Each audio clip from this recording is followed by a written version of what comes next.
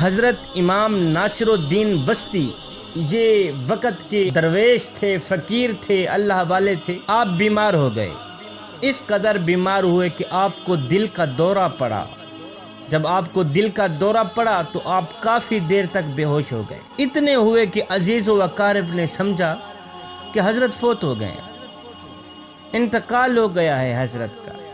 عزیز و اقارب نے آپ کو مردہ تصور کر کے غسل دے دیا، آپ کو مردہ تصور کر کے کفن پہنایا اور دفن کر دیا۔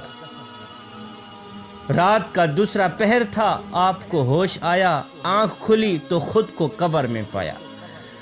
دیکھا کہ قبر کے اندر پڑے ہوئے ہیں، سخت پریشان ہوئے۔ اس پریشانی میں آپ کو ایک دم یاد آیا کہ جو شخص حالت پریشانی میں 40 مرتبہ سورہ یاسین شریف پڑھتا ہے تو اللہ تعالیٰ اس کی پریشانی کو دور کر دیتا ہے۔ جو شخص حالت پریشانی میں 40 مرتبہ سورہ یاسین شریف پڑھتا ہے تو اللہ تعالیٰ اس کی تکلیف کو، اس کی پریشانی کو دفع کر دیتا ہے۔ حضرت نے یہ سوچتے ہوئے 40 مرتبہ سورہ یاسین شریف پڑھنی شروع کر دی۔ پڑھتے رہے یہاں تک کہ 39 مرتبہ آپ پڑھ چکے تھے کہ ایک کفن چور نے کفن چرانے کی نیت سے آپ کی قبر کھودی۔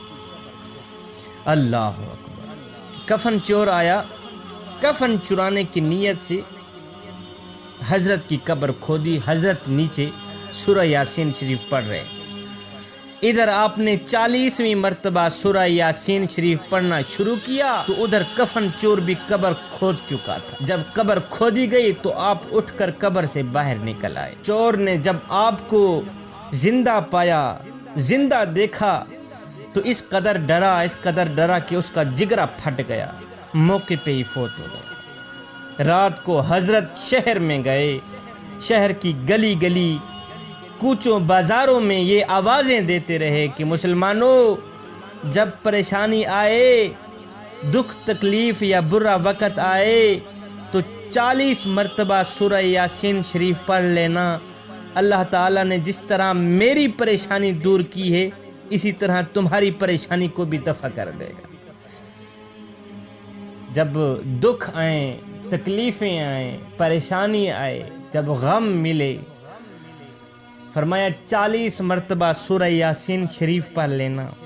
جس طرح اللہ تعالیٰ نے میری پریشانی دور کی ہے اسی طرح تمہاری پریشانی بھی دور کر دے گا، تمہاری پریشانی کو بھی رد کر دے گا، دفع کر دے گا۔